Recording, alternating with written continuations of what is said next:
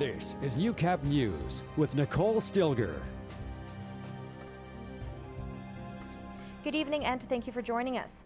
27-year-old Lloydminster resident Devin Bonick has been sentenced to 2 years in prison. He was convicted on February 23rd for possession for the purpose of trafficking, possession of a controlled substance, and failure to comply with conditions. Bonick was designated as a Lloydminster RCMP prolific offender in January with respect to the new crime reduction strategies. Local youth were invited to attend a workshop today focused on reconciliation, human rights, and poverty. Not a list of your everyday topics discussed among youth, but they are issues that can and do affect many in our region. I hope that the youth can be inspired by this to kind of overcome some of the challenges. I think what's been interesting is that they're starting to hear about some of the things that exist in their community that maybe they didn't know about, for example, and it's making connections for them. And I think connecting the young people to the Friendshp Centre is such an important thing to do. The workshop went from 10 a.m. till 4 p.m. and featured group activities along with relationship building exercises, all aimed at educating and helping our youth to grow by overcoming the challenges they face.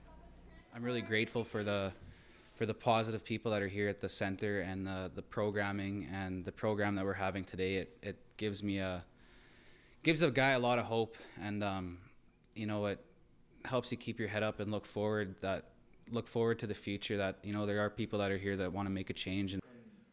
The workshop was geared at youth ages 13 and up and gave them the opportunity to engage with each other and discuss the issues that are important to them and the community. Women Warriors held their end-of-year celebration over the weekend at the Service Sports Centre. It was an opportunity to recognize the hard work and commitment of all those involved in working towards a healthy lifestyle. So we played in the field house from 1 to 2, and we had a personal trainer come and do relay races between us and the kids, adults versus children. And then we had a celebration in the OTS room where I presented a certificate to each of the graduates. 11 participants graduated from the 8-week program aimed at health and fitness.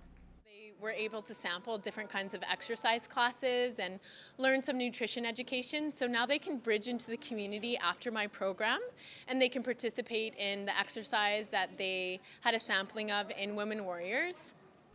Weird says it's an important aspect more Aboriginal women should engage in, as they are at a greater risk of type 2 diabetes. The third session starts on July 4th, but it's already sold out. However, you can register for the final session, which begins October 3rd. The program is free for participants. Aside from a little bit of muck and sludge, the 13th annual Cutter Rally for Cancer went off without a hitch. The fun-filled day with horse rides, music, and dinner helped raise money for the fight against cancer. And as Hannah Tita explains, support from the region was stronger than ever. Slush and a dreary landscape didn't stop close to 40 teamsters of cutters and sleighs from hitching up and heading out around the Lloyd exhibition grounds. Attendance was even up a little from last year, as hundreds of people from all over participated in the annual winter event to raise money for a cause that often hits close to home. My dad is a survivor of 2 types of cancer, so for us, it's really important for us in this trail ride that they put this together and help support the Cancer Society. So. The Catch a Ride program allowed those without horses or sleighs to still get out and enjoy a ride through the snow. With the roll of the dice once at registration and then 4 more times at various checkpoints, teams with the highest score got to choose from some amazing prizes. The main prize is the cutter that is on display here, a $2,500 harness voucher, $2,500 travel voucher, or $2,000 in cash.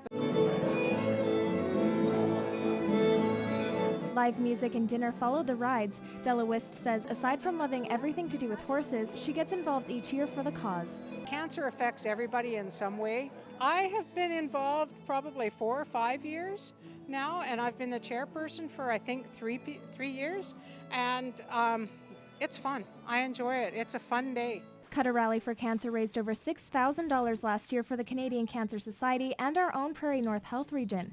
Wist is confident they will reach that same amount once funds are tallied up. Hannah Tita, Newcap News. It's registration season for a lot of summer and fall sports in the border city, and with tough times, the last thing most parents want to do is cut their children's recreation. With a huge pool of close to 100 donors, the Lloydminster Kidsport Foundation is urging families in need of a little extra help to sign up for the fund.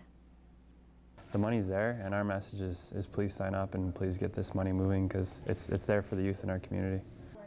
Board member Malcolm Radke says the organization helps cover the cost of registration and equipment for kids under the age of 18. He says the process is pretty simple when filling out an application for the Minor Sports Association. On the payment part, you would just say kidsport applicant, fill out our kidsport application form, and if approved, it's basically just based on household gross income. And yeah, if it's approved, we send the check right to the organization on your behalf, up to $750 per child per year. Programs including summer camp must be at least 5 days long to qualify. To fill out an application, you can visit kidsport.ca/sk. A new food truck in town is parking its way in and around the border city, giving residents an opportunity to try something a little newer, but with a lot of flavor. The Walk-In Roll is the name of the red truck that's owned and operated by a local couple. Actually, my girlfriend Tori, it's actually her idea, and she just wanted to do this. This is a dream of hers, and she decided that she was going to give it a go, and here we are. Not only are they living their dream, but they are also providing residents with some new eating options. We have a Waldorf chicken sandwich, we have a grilled cheeseburger, and we have fish tacos, catfish tacos. Food trucks, more often than not, are found in big metropolitan cities, and over the last several years, they've really grown in popularity, making it a nice treat to have in our city. Everybody needs to eat. It seems like all the restaurants are doing very well in the city, and as long as we can keep on putting on good product, I think we'll be okay.